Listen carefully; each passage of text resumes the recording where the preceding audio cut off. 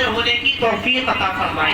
یقیناً یہ رب کا بہت بڑا فضل ہے, اس کی توفیق اور اس کی عنایت ہے کہ ہم اس کے فضل و کرم سے آج اللہ اور اس کے رسول کا ذکر سننے اور سنانے کے لیے اکٹھا ہوئے ہیں. اور آج کی یہ پاکیزہ محفل ہے یہ ایصال ثواب کے لیے رچائی اور سجائی اور بسائی گئی ہے.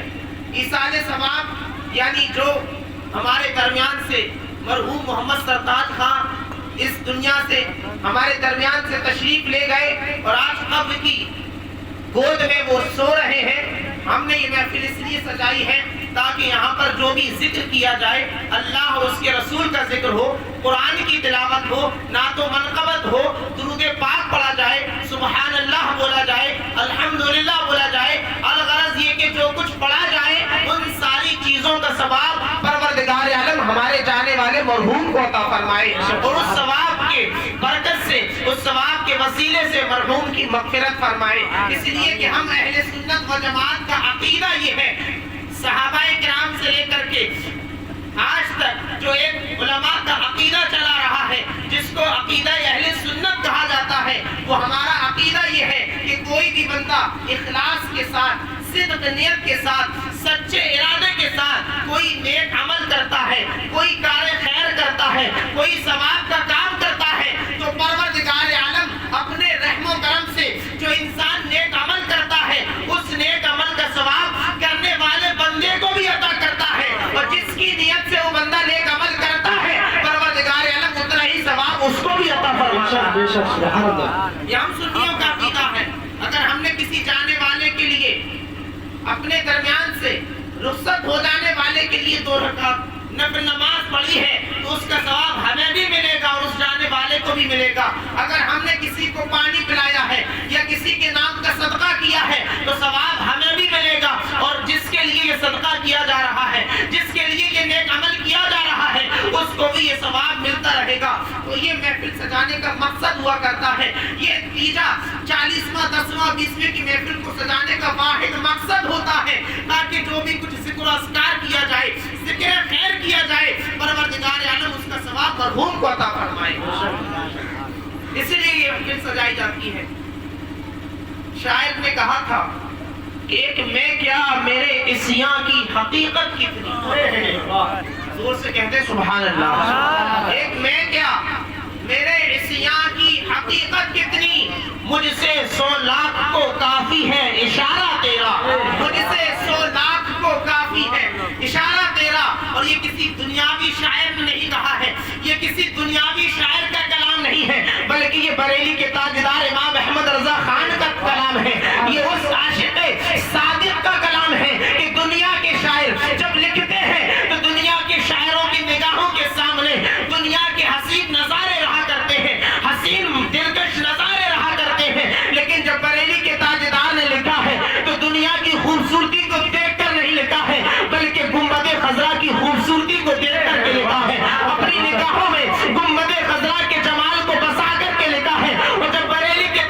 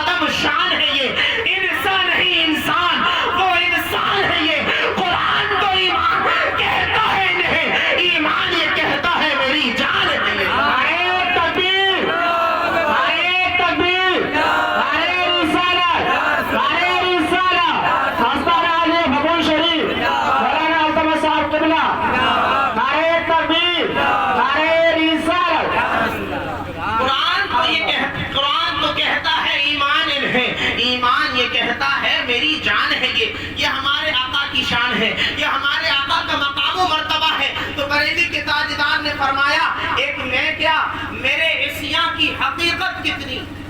عصیاں مانے ہوتے ہیں گناہ.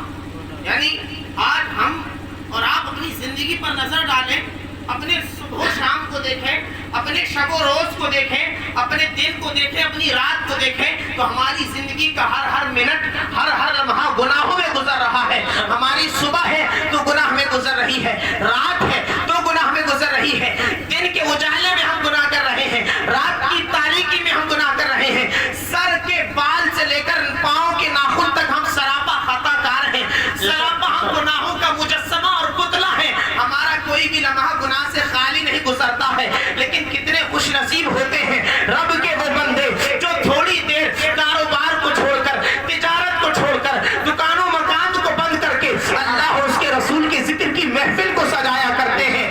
جتنی دیر اللہ اور اس کے رسول کے ذکر کی محفل میں بیٹھتے ہیں, پروردگار عالم ان کو گناہوں سے محفوظ فرما دیتا ہے. سبحان اللہ, سبحان اللہ, بے شک سبحان اللہ. بتائیں اپنے دل پر ہاتھ رکھ کر کے, ابھی ہم کہیں اور ہوتے, جھوٹ بول رہے ہوتے, چغلی کر رہے ہوتے, نہ جانے کون کون سے گناہ کر رہے ہوتے. آنکھوں سے بھی گناہ, کانوں سے بھی گناہ, زبان سے گناہ, ہاتھ سے گناہ, پاؤں سے گناہ. یعنی ہماری آنکھ اٹھ رہی ہے تو گناہ دیکھنے کے لیے اٹھ رہی ہے. کانوں سے اگر ہم کچھ سن رہے ہیں تو گناہ کی چیز سن رہے ہیں, ایسی چیز سن رہے ہیں جس سے اللہ اور اس کا رسول ناراض ہو جائے. ہمارا قدم جا رہا ہے تو گناہ کے طرف بڑھ رہا ہے, ہمارا ہاتھ بڑھ رہا ہے, گناہ کر رہا ہے. لیکن جتنی دیر بندہ اللہ اور اس کے رسول کی ذکر کی محفل میں بیٹھتا ہے تو سنتا ہے, تو قرآن کی تلاوت سنتا ہے, سنتا ہے تو نبی کی نعت سنتا ہے, بولتا ہے تو سبحان اللہ کہتا ہے, الحمدللہ کہتا ہے, ماشاء اللہ کہتا ہے. یعنی جتنی دیر اس پاکیزہ محفل میں بیٹھتا ہے, آنکھوں سے بھی گناہ سے بچتا ہے, کانوں کے ذریعے بھی گناہ سے بچتا ہے, زبان کے گناہ سے بھی بچتا ہے. جتنی دیر بیٹھا رہتا ہے زبان سے اللہ کا ذکر کرتا ہے, جتنی دیر بیٹھا رہتا ہے کانوں سے اللہ کا ذکر سنتا ہے, نگاہوں سے اماموں اور حافظوں اور عالموں کی چہرے کی زیارت کیا. سبحان اللہ, سبحان اللہ. یہ پاکیزہ محفل کا مطلب ہوا کرتا ہے کہ جتنی دیر ہم یہاں پر آتے ہیں گناہوں سے ہم بچ جاتے ہیں, خطاؤں سے ہم بچ جاتے ہیں. تو اعلیٰ حضرت فرما رہے ہیں ایک میں کیا میرے عصیاں کی حقیقت کتنی. یعنی اگرچہ ہم بہت گنہگار ہیں, بہت خطا کار ہیں, اسی اشعار ہیں, ہمارے گناہ بہت ہیں, لیکن اگر میرے آقا نوازنے پر آ جائیں, اگر میرے آقا کی ایک نگاہ کرم ہو جائے تو اعلیٰ حضرت فرماتے ہیں پھر صرف احمد رضا کی گناہ نہیں بلکہ اگر دنیا کے سارے انسانوں کے گناہوں کو ایک پلے میں رکھا جائے اور میرے آقا اگر انگلی کا اشارہ کر دیں تو پروردگار عالم اپنے حبیب کے انگلی کے اشارے کی برکت سے دنیا کے سارے لوگوں کے گناہوں کی مغفرت فرما دیتا ہے. ایک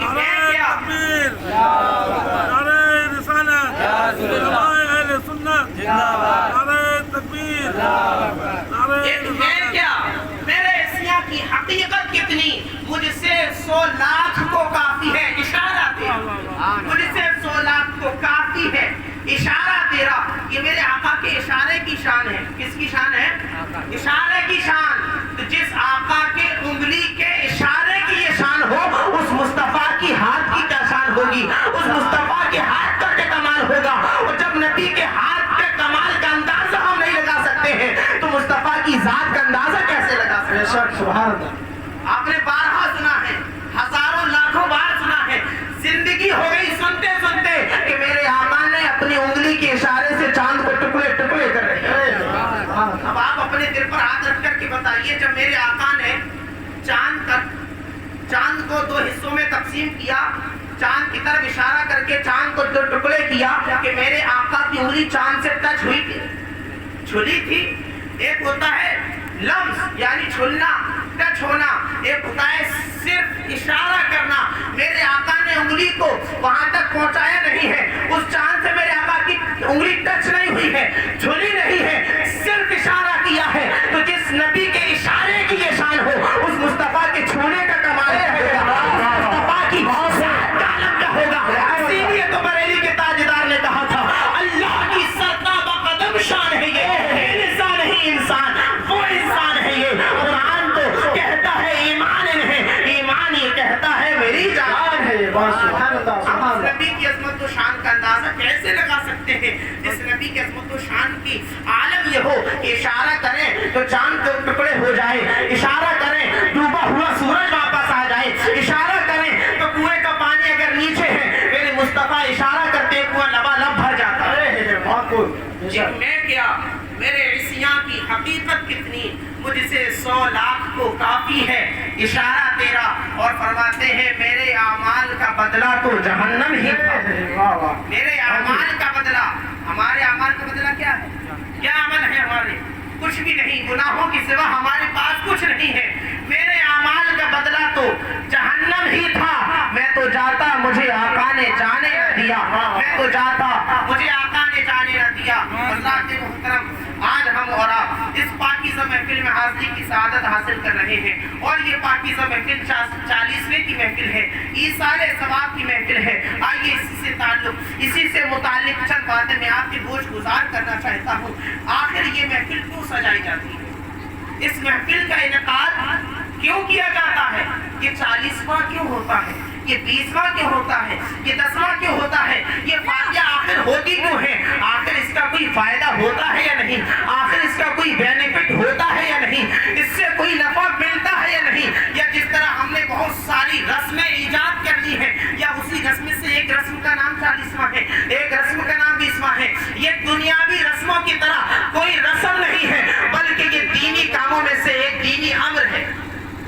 دنیاوی رسموں کی طرح کوئی ایک رسم نہیں ہے، بلکہ کیا ہے؟ بھائی کی مدد کا ذریعہ ہے، مومن بھائی کی مدد کرنے کا ایک طریقہ کار ہے۔ یعنی 10ویں کی محفل ہو، 20ویں اور 40ویں کی محفل ہو، 6 مہینے کی یا سال یعنی برسی کی محفل ہو، یہ اس لیے منعقد کی جاتی ہے کہ جو والدین، جو بہن بھائی، جو ہمارے خاندان اور رشتہ دار والے ہمارے درمیان سے چلے گئے ہیں، کم سے کم 40 دن تک ان کے لیے کچھ نہ کچھ پڑھ کر کے ان کو ایصال ثواب کیا جاتا ہے۔ آپ بتائیے، مجھے بتائیے، جب تک 40واں ہوتا ہے تو گھر والے، بہنیں، بھائی، ماں، والدین، جتنے لوگ باحیات ہوتے ہیں سب لوگ کچھ نہ کچھ پڑھتے ہیں، اور جیسے ہی 40واں ختم سب لوگ پڑھنا بند کر دیتے ہیں۔ یہی حال ہے نا؟ بتائیے، 40 دن تک تو بڑا اہتمام ہوتا ہے، قرآن خوانی بھی ہوتی ہے، مدرسے سے بچے بھی بلائے جاتے ہیں، پھر 40 دن کے بعد پورا سال گزر جاتا، دوبارہ کبھی بچوں کو نہیں بلایا جاتا، دوبارہ رشتہ دار کچھ نہیں پڑھتے ہیں۔ تو آپ یہیں سے اندازہ لگا لیجئے کہ جب تک 40واں ہوتا ہے اس وقت تک پڑھا جاتا ہے۔ اگر یہ 40واں ہی بند کر دیا جائے تو جو 40 دن جو کچھ پڑھا جا رہا ہے وہ بھی بند ہو جائے۔ میری بات غلط ہے، آپ کھڑے ہو کے بتا دیا آپ کی بات غلط ہے۔ 40 دن جو پڑھا جا رہا ہے یہ اس لیے پڑھا جا رہا ہے کہ 40واں ہونا ہے، اگر نہیں پڑھا جائے گا رشتہ دار کیا کہیں گے؟ تو یہ ایک بہانہ ہے، ورنہ بخوبی جانتے ہیں 40 اسی پر آ رہا ہے، لیکن تھوڑا سا اشارتاً رد بھی کرتا جا رہا ہوں۔ کچھ لوگ اس کو بند کرنے کی کوشش میں کہ یہ بند کر دیا جائے۔ آپ اندازہ لگائیں اگر اس کو بند کر دیا جائے تو انسان کچھ بھی نہ پڑھے، اپنے جانے والوں کے لیے جو اس دنیا سے چلے گئے ہیں ان کی کچھ بھی مدد نہ ہو پائے۔ آپ کہیں گے مولانا وہ تو قبر میں چلے گئے، اب ان کو کس مدد کی ضرورت، ان کو کس چیز کی ضرورت؟ وہ تو قبر میں سو رہے ہیں، نہ کھانے کی ضرورت، نہ پینے کی ضرورت، نہ کپڑوں کی ضرورت، نہ دکان و جائیداد کی ضرورت، نہ مال کی ضرورت، وہ تو قبر کی تاریکی میں ہے، ان کو کس چیز کی ضرورت ہے؟ آئیے ہم تو سمجھ رہے ہیں ان کو کسی چیز کی ضرورت نہیں ہے، لیکن میرے مصطفیٰ کا کیا فرمان ہے؟ میرے مصطفیٰ کیا فرماتے ہیں؟ وہ انسان جو ہمارے درمیان سے چلا گیا، ہمارے درمیان سے رخصت ہو گیا، ہم نے سوچا وہ تو چلا گیا، ہم نے بڑی آسانی سے کہہ دیا وہ چلا گیا، لیکن وہ قبر میں ہے۔ اور یہ کہاوت بھی ہے، ہر انسان کہا کرتا ہے کہ قبر کا حل مردہ جانے۔ یہ کہاوت ہے، یہ کہاوت نہیں بلکہ حقیقت بات ہے۔ قبر کا حل مردہ ہی جانتا ہے، اس وقت اس پہ کیا بیت رہی ہوتی ہے، اس وقت اس کی کیفیت، اس کی پوزیشن، اس کی حالت کیا ہوتی ہے، یا تو خدا جانے یا قبر میں لیٹنے والا خدا جانے۔ لیکن میرے مصطفیٰ نے اس کو بھی بیان کر دیا ہے، سبحان اللہ۔ میرے مصطفیٰ نے، میرے نبی نے کوئی چیز چھوڑی نہیں ہے، ہر چیز کو بیان کیا ہے۔ میرے آقا ارشاد فرماتے ہیں المیت فی القبر الا کالغریق المتغوص، میرے آقا فرماتے ہیں قبر کے اندر لیٹنے والے مردے کی حالت ایسی ہی ہوتی ہے جیسے سمندر میں ڈوبنے والے انسان کی کیفیت ہوا کرتی ہے۔ جیسے سمندر میں ڈوبنے والے انسان کی پوزیشن اور حالت ہوتی ہے، وہی پوزیشن قبر میں لیٹے ہوئے مردے کی ہوا کرتی ہے۔ سمندر میں ڈوبنے والے کی حالت کیا ہوتی ہے؟ اگر کوئی انسان سمندر کے بیچوں بیچ، سمندر کے درمیان میں، سمندر کے بیچ میں غوطہ کھا رہا ہو، ڈوب رہا ہو، اور کنارے پر اسے کوئی انسان کھڑا نظر آ جائے، اب آپ بتائیے اس کی خواہش کیا ہوگی، اس کی تمنا کیا ہوگی، اس کی آرزو کیا ہوگی؟ یہ خواہش اور یہ تمنا اور یہ آرزو ہوگی مجھے مال و دولت مل جائے، مجھے جائیداد مل جائے، میرا نکاح کرا دیا جائے، میری شادی کر دی جائے، مجھے کچھ اچھا کھانا دے دیا جائے، اچھی غذا دے دی جائے۔ نہیں، نہ کھانے کی تمنا اس کو ہوتی ہے، نہ پینے کی تمنا اس کو ہوتی ہے، نہ اچھے لباس کی تمنا ہوتی ہے۔ تو پوچھیں کہ آخر اس ڈوبنے والے کو کیا خواہش ہوتی ہے، کیا تمنا، کیا آرزو ہوتی ہے؟ تو یہ ڈوبنے والا کہتا ہے مجھے اب کسی چیز کی ضرورت نہیں ہے، ہاں ایک چیز کی ضرورت ہے، مجھے اس چیز کا انتظار ہے، کاش کوئی آئے میرا ہاتھ پکڑ کر مجھے کنارے لے آئے، مجھے ڈوبنے سے بچا لے، مجھے کنارے تک پہنچا دے۔ تو مصطفیٰ فرماتے ہیں قبر کے اندر جو مردہ لیٹا ہوا ہے اس کی بھی کیفیت ایسی ہی ہے جیسے سمندر میں ڈوبنے والا انسان انتظار کرتا ہے، کاش کہ کوئی آ جائے مجھے کنارے لگا دے، کاش کہ کوئی آ جائے ہاتھ پکڑ کے مجھے سمندر کی بیچ سے مجھے نکال لے، میری جان بچ جائے۔ مصطفیٰ فرماتے ہیں قبر میں لیٹے ہوئے مردے کی بھی حالت یہی ہوتی ہے۔ اے آقا، وہ قبر میں کس چیز کا انتظار کرتا ہے، یا وہ انتظار کرتا ہے یا نہیں بھی کرتا ہے؟ مصطفیٰ فرماتے ہیں ينتظر دعوة تلحقه من اب او ام او اخ او صدیق او کما قال۔ سرکار ارشاد فرماتے ہیں قبر کے اندر جو مردہ لیٹا ہوا ہے اب وہ انتظار کر رہا ہے، اب وہ منتظر ہے۔ یا رسول اللہ، کس چیز کا انتظار کر رہا ہے؟ اب تو دنیا کو چھوڑ کر کے چلا گیا ہے، اب تو اس کو کسی چیز کی حاجت نہیں ہے، کسی چیز کی ضرورت نہیں ہے، پھر آخر اس کو کس چیز کا انتظار ہے؟ میرے مصطفیٰ ارشاد فرماتے ہیں من ابن او ام او اخین او صدیقین۔ وہ مردہ جو ہے قبر میں لیٹا ہوا ہے، اپنے باپ کا انتظار کرتا ہے، اپنے بھائی کا انتظار کرتا ہے، اپنے دوست کا انتظار کرتا ہے، اپنے رشتہ داروں کا انتظار کرتا ہے۔ یا رسول اللہ، بھائی کا انتظار کیوں کر رہا ہے؟ رشتہ داروں کا انتظار کیوں کر رہا ہے؟ باپ کا انتظار کیوں کر رہا ہے؟ مصطفیٰ فرماتے ہیں ينتظر دعوة، وہ اس چیز کا انتظار کر رہا ہے، کاش میرا باپ آ کر کے میری قبر پہ سورہ فاتحہ پڑھ دے، کاش میرا دوست آ کر کے میری قبر پہ سورہ اخلاص پڑھ دے، کاش میرا کوئی رشتہ دار آ کر کے میری قبر کے سرانے کھڑے ہو کر سورہ یاسین کی تلاوت کر دے، کاش کوئی میرا محب، میرا چاہنے والا، مجھ سے محبت کرنے والا میری قبر پہ کھڑے ہو کر سورہ ملک کی تلاوت کر دے، قرآن کی تلاوت کر دے، درود پاک پڑھ دے۔ یا رسول اللہ، اگر باپ چلا جائے، بھائی چلا جائے، دوست چلا جائے، رشتہ دار چلا جائے، سورہ یاسین کی تلاوت کر دے، سورہ ملک کی تلاوت کر دے، سورہ اخلاص کی تلاوت کر دے، سورہ فاتحہ کی تلاوت کر دے، درود پاک اس کے لیے پڑھ دے، کلمہ طیبہ کا ثواب اس کو پہنچا دے، یا رسول اللہ پھر کیا ہوگا؟ میرے مصطفیٰ فرماتے ہیں سرکار نے ارشاد فرمایا اب وہ اس کے لیے، یعنی جو سورہ یاسین پڑھی گئی ہے، سورہ ملک پڑھی گئی ہے، قرآن کی تلاوت کی گئی ہے، درود پاک پڑھا گیا ہے، کلمہ طیبہ پڑھا گیا ہے، سرکار فرماتے ہیں اب یہ چیز جو ہے، ان چیزوں کا ثواب جو ہے اس بندے کو دنیا سے اور دنیا کے اندر جتنی چیزیں ہیں ساری چیزوں سے سب سے زیادہ پسند ہوا کرتا ہے۔ قبر میں لیٹنے والے مردے کو دنیا سے، دنیا کے اندر جتنی نعمتیں ہیں، دنیا کے اندر جتنی دولتیں ہیں، ان ساری چیزوں سے زیادہ وہ چیز اس کو پسند آتی ہے جو اس کے لیے اصالِ ثواب کے طور پر پڑھی جاتی ہے۔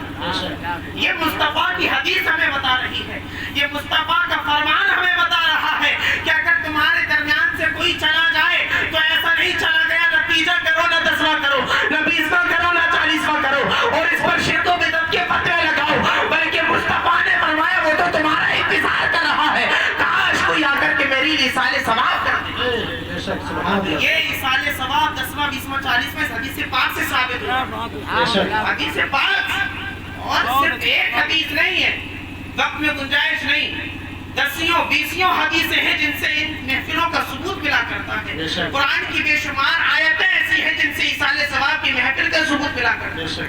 فرشتوں کے تعلق سے 25ویں بارے میں آپ پڑھیں، آیت کریمہ ہے قرآن کے اندر والملائکۃ یسبحون بحمد ربہم ویستغفرون لمن فی الارض۔ رب نے قرآن کے اندر ارشاد فرمایا جو میرے ملائکہ ہیں، جو میرے فرشتے ہیں، رب نے ہر فرشتے کی کوئی نہ کوئی ڈیوٹی لگائی ہے، کوئی نہ کوئی کام اس کے سپرد کیا ہے. حضرت جبریل کی ڈیوٹی یہ تھی, اے جبریل تمہیں میرے نبیوں کی بارگاہ میں حاضری دینا ہے, میرے نبیوں کی بارگاہ میں حاضری دینا ہے. حضرت جبریل نے حضرت آدم علیہ السلام سے لے کر میرے آقا تک ہر نبی کے دربار میں حاضری دی ہے. حضرت میکائیل علیہ السلام کی ڈیوٹی یہ ہے, اے میکائیل تمہیں بندوں کے پانی برسانے اور رزق پہنچانے کا انتظام کرنا ہے. یعنی اللہ نے ہر فرشتے کی ڈیوٹی لگائی ہے. کچھ فرشتے ایسے ہیں جو ماں کے پیٹ میں بچے کی صورت بناتے ہیں, بچے کی شکل بناتے ہیں. کچھ فرشتے ایسے ہیں جو رکوع میں ہیں, کچھ فرشتے ایسے ہیں جو سجدے میں ہیں, کچھ فرشتے ایسے ہیں جو قیام میں ہیں یعنی کھڑے ہیں, اور جو فرشتہ رکوع میں ہے قیامت تک رکوع میں رہے گا, جو فرشتہ سجدے میں ہے قیامت تک سجدے میں رہے گا, جو فرشتہ قیام میں ہے قیامت تک قیام میں رہے گا, جو فرشتہ قاعدے میں ہے قیامت تک قاعدے میں رہے گا. یعنی پروردگار عالم نے جس فرشتے کی جو ڈیوٹی لگا دی, اب قیامت تک وہ فرشتہ وہ ڈیوٹی انجام دیتا رہے گا. اور دو جماعتیں ایسی ہیں جن کو معصوم کہا جاتا ہے. کتنی جماعتیں ہیں؟ دو, ایک انبیاء کی جماعت, ایک فرشتوں کی جماعت. کون کون؟ یاد کر لیجیے کچھ چیزیں. آپ یہ محفلیں اس لیے سجائی جاتی ہیں تاکہ کچھ چیز میں ہمارے علم میں اضافہ ہو جائے. تو دو جماعتیں, ایک نبیوں کی جماعت یہ معصوم ہے, ایک فرشتوں کی جماعت یہ بھی معصوم ہے. یعنی اللہ کے نہ کسی نبی سے گناہ ہو سکتا ہے نہ کسی فرشتے سے گناہ ہو سکتا ہے. اللہ کا نہ کوئی نبی گناہ کرتا ہے نہ کوئی فرشتہ گناہ کرتا ہے, اور ایسا کوئی کام بھی نہیں کرتا ہے جو اللہ کے حکم کے خلاف ہو. تو جب اللہ نے ڈیوٹی لگائی, اب رب کا قرآن کیا کہہ رہا, وَالْمَلَائِكَةُ يُسَبِّحُونَ بِحَمْدِ رَبِّهِمْ, یہ ملائکہ یہ فرشتے رب کی پاکی بیان کرتے ہیں, رب کی تسبیح کرتے ہیں. مولا اور بھی کچھ کرتے ہیں, فرمایا وَيَسْتَغْفِرُونَ لِمَنْ فِي الْأَرْضِ, اور یہ فرشتے زمین والوں کے لیے مغفرت کی دعا کرتے ہیں. وَيَسْتَغْفِرُونَ لِمَنْ فِي الْأَرْضِ, یہ تو میں قرآن پڑھ رہا ہوں, حدیث بھی نہیں ہے. آج لوگ کہتے ہیں یہ تو ضعیف ہے, یہ ہے ایسی ہے ویسی ہے. قرآن کی آیت ہے 25ویں پارے کی, آپ کو یقین نہ ہو لاؤ میں کھول کر کے آپ کو دکھا دوں. وَيَسْتَغْفِرُونَ, استغفار کرتے ہیں, کس کے لیے؟ لمن فی الارض, زمین میں رہا کرتے ہیں. اب آپ بتائیے, اگر استغفار کرنا, مغفرت کی دعا کرنا ناجائز و حرام ہو, گناہ ہو, بدعت ہو, تو پروردگار عالم فرشتوں کو اس کام کا حکم دے گا؟ پروردگار عالم فرشتوں اس کام کی ڈیوٹی لگائے گا؟ نہیں, بلکہ پروردگار عالم نے فرشتوں کی ڈیوٹی لگائی ہے جو زمین میں اس کے بندے رہا کرتے ہیں. فرشتے آسمان پر رہ کر زمین والوں کے لیے مغفرت کی دعا کرتے ہیں. تو مغفرت کی دعا کیوں کر رہے ہیں؟ اس لیے کر رہے ہیں جو گنہگار بندے ہیں, فرشتے مغفرت کی دعا کریں گے, پروردگار ان کی برکت سے ان کے گناہوں کی مغفرت فرما دے گا. جب فرشتے دعا کر رہے ہیں تو ہمیں بھی دعا کرنے کی اجازت ہے کہ جو ہمارے درمیان سے چلا جائے تو 20واں 10واں اور 40ویں کی محفل سجا کر کے ہم ان کے لیے دعائیں مغفرت کریں, ان کے لیے مغفرت کا انتظام کریں, ان کے نام کا صدقات و خیرات کریں, ان کے نام کے ہم بھوکوں کو کھانا کھلائیں, ننگوں کو کپڑا پہنائیں, پیاسوں کو پانی پہلائیں, اور دل میں یہ نیت کر لے, پروردگار عالم یہ جو میں کار خیر کر رہا ہوں, یہ جو میں نیک کام کر رہا ہوں, اس کا ثواب میرے والد کو پہنچے, میرے بھائی کو پہنچے, میرے رشتہ دار کو پہنچے. تو جتنا ثواب پڑھنے والے کو ملے گا اتنا ہی ثواب اس بندے کو ملے گا جس کے لیے پڑھا جا رہا ہے. یہ باقاعدہ حدیثوں سے, کتابوں سے ثابت ہے. سرکار نے ارشاد فرمایا, جب کوئی نیک بندہ کوئی نیک عمل کرتا ہے, جب بندہ نیک عمل کرتا ہے اور اگر اس عمل میں, لیکن وہ نفلی کام ہونا چاہیے. کون سا نفلی کام؟ فرائض نہیں, فرض نہ ہو, نفلی کام ہو, اور اس نفل کے اندر آپ نیت کر لیں, یہ 2 رکعت میں نفل کی پڑھ رہا ہوں, اس کا ثواب میرے والدین کو ملے. یہ میں 1 روپیہ 10 20 50 100 روپے صدقہ کر رہا ہوں, اس کا ثواب میرے والدین کو ملے. یہ مسجد میں لوٹا بیچ رہا ہوں, ٹوپی رکھ رہا ہوں, جانماز دے رہا ہوں, اس کا ثواب میرے والدین کو ملے. تو آپ کو بھی صدقہ کرنے کا ثواب ملے گا, اور اتنا پورا کا پورا ثواب اس جانے والے کو بھی ملے گا, اس پہنچانے والے کو ملے گا. اس لیے کہ میرے رب کے رحمت کے خزانوں میں کوئی کمی نہیں. میرے رب کے رحمت کے خزانے کھلے ہوئے ہیں, بہت وسیع ہیں. ہمارے گناہ اس کی رحمت کے سامنے ایسے ہیں جیسے سمندر کے سامنے قطرہ. ہمارے گناہ ایسے ہیں اس کی رحمت کے سامنے. ایسے نہیں کہ ہم یہ کہہ رہے ہیں کہ ہم گنہگار نہیں ہیں, ہمارے گناہ تو بہت ہے, لیکن جب ہم نے گناہوں کا مقابلہ رب کی رحمت سے کریں گے تو ایسا ہوگا جیسے سمندر کے سامنے قطرہ. اس لیے کہ رب کی رحمت تو بہت وسیع ہے. رب فرماتا ورحمتی وسعت کل شیء، میری رحمت نے ہر چیز کو گھیر لیا، میری رحمت ہر چیز کو گھیرے ہوئے ہے. تو پروردگار عالم نے ہم سنیوں کو یہ عقیدہ بخشا ہے، ہمیں یہ توفیق اور یہ ہمیں پروردگار عالم نے انعام دیا ہے، یہ توفیق عطا فرمائی ہے کہ ہمارے درمیان سے جو ہمارے بھائی ہمارے والدین چلے جاتے ہیں، ہم 40ویں کی محفل کر کے، اس سال ثواب کی محفل کر کے ان کے لیے مغفرت کی دعا کیا کرتے ہیں. ایک حدیث پاک میں میرے آقا نے ارشاد فرمایا ان اللہ لا یرفع الدرجۃ فی الجنۃ، پروردگار عالم ایک بندے کا جنت میں مرتبہ بڑھائے گا. کیا کرے گا؟ مرتبہ اس کا بڑھائے گا. روز بروز اس کے مرتبے بڑھتے جا رہے ہیں، بڑھتے جا رہے ہیں، بڑھتے جا رہے ہیں. اب وہ بندہ رب کی بارگاہ میں عرض کرتا ہے، پروردگار عالم سے پوچھتا ہے پروردگار میں نے اتنے نیک عمل تو نہ کیے، میری پوری زندگی تیری نافرمانی میں گزری، گناہوں میں گزری، نہ میں نے نمازیں پڑھی، نہ روزہ رکھا، نہ حج و زکوٰۃ ادا کیے، نہ قرآن کی تلاوت کی، نہ نیک کام کیے. بولا یہ میرا مرتبہ جنت میں کیوں بڑھایا جا رہا ہے؟ تو میرے مصطفیٰ حدیث پاک میں ارشاد فرماتے ہیں، سرکار نے ارشاد فرمایا فَيَقُولُ يَا رَبِّ أَنَّىٰ لِي هَٰذِهِ، جب بندہ یہ کہے گا پروردگار یہ میرے لیے کیسے ہے، تو سرکار فرماتے ہیں رب ارشاد فرمائے گا. کون؟